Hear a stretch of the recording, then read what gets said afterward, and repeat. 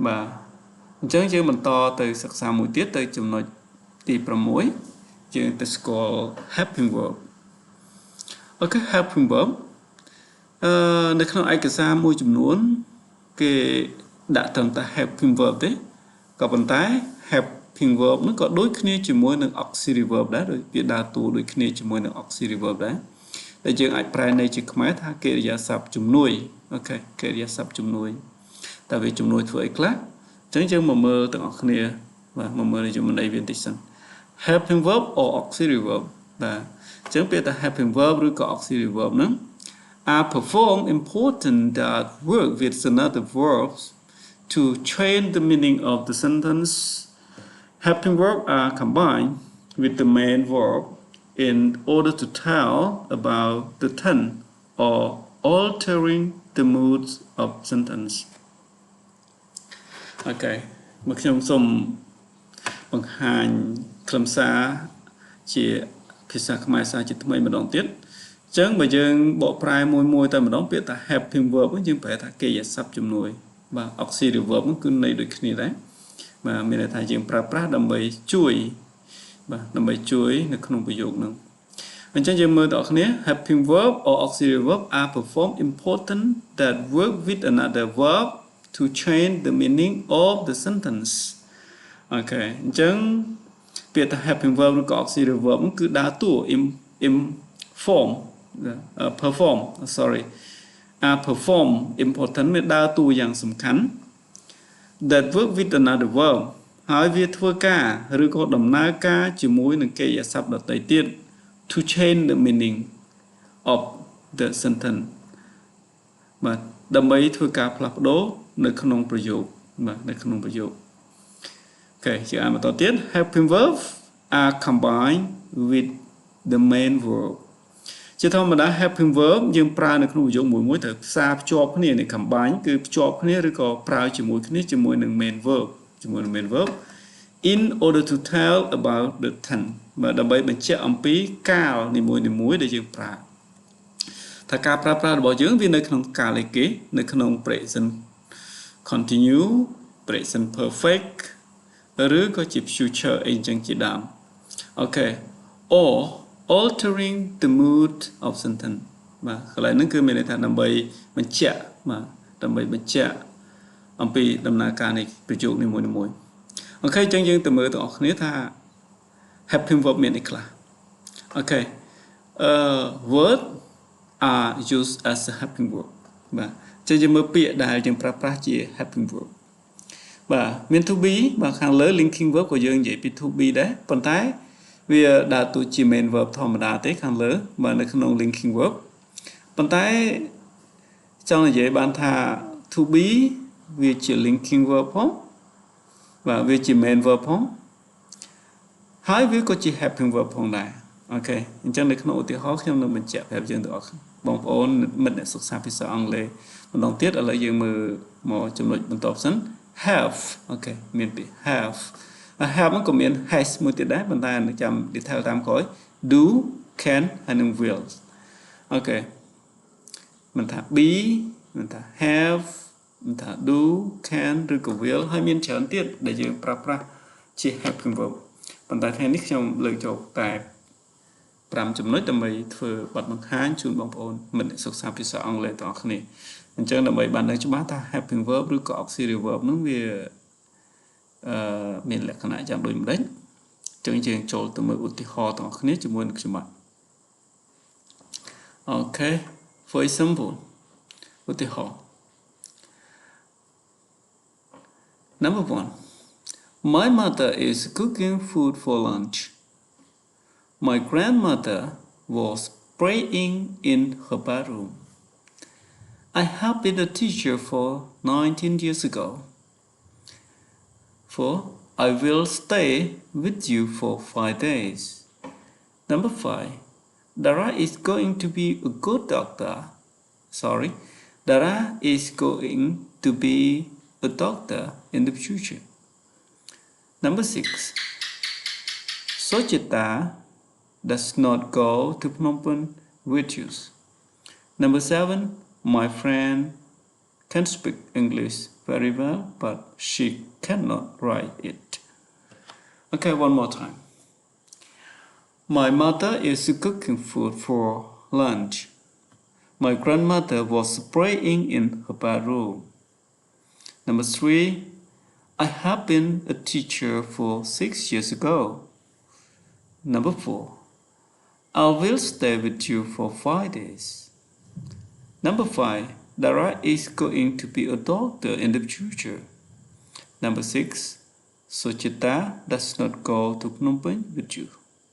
Number 7. My friend can speak English very well, but she cannot write it. អូខេអញ្ចឹងយើង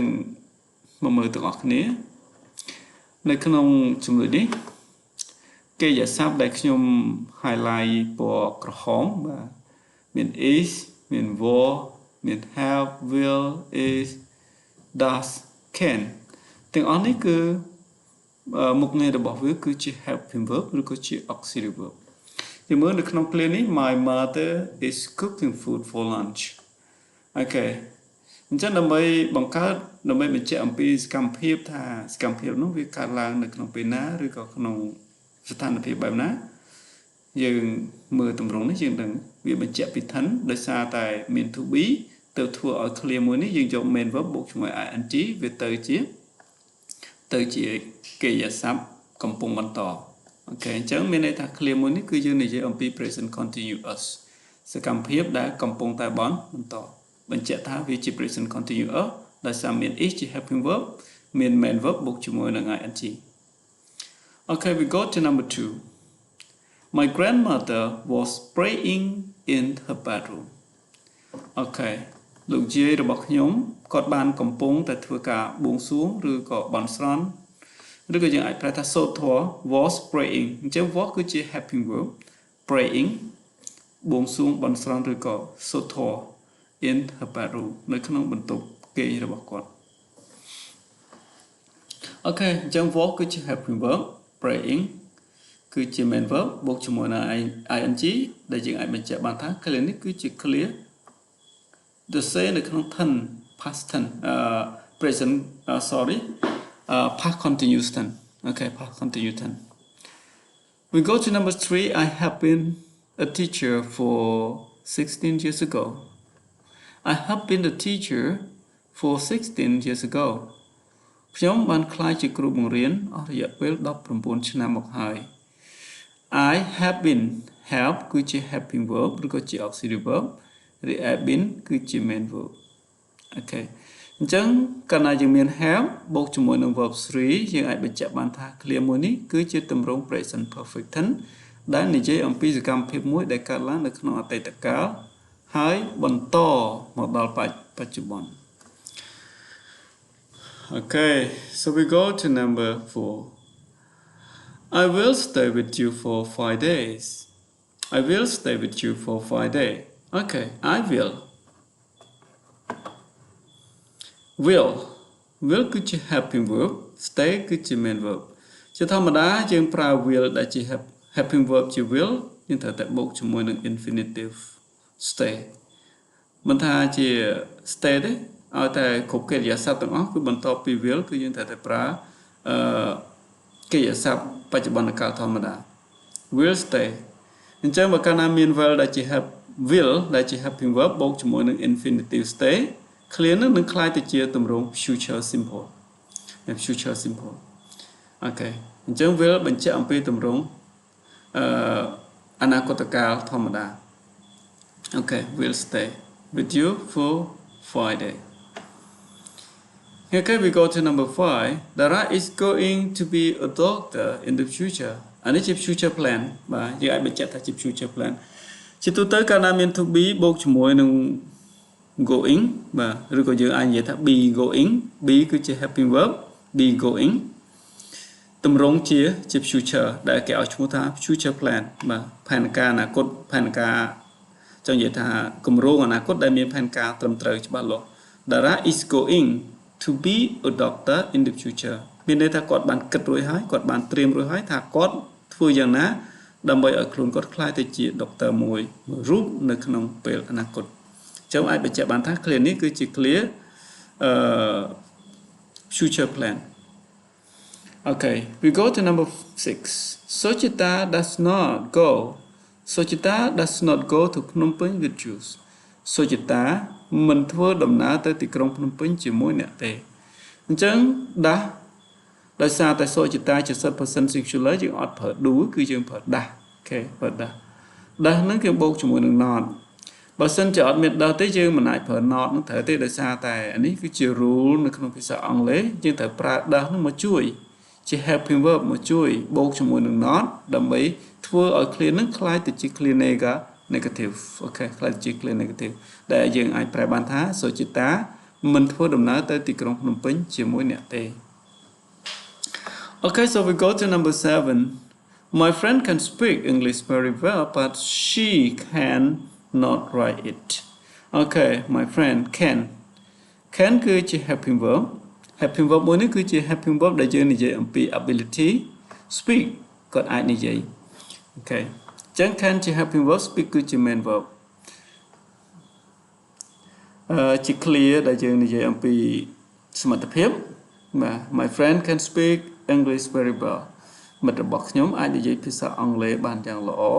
but she cannot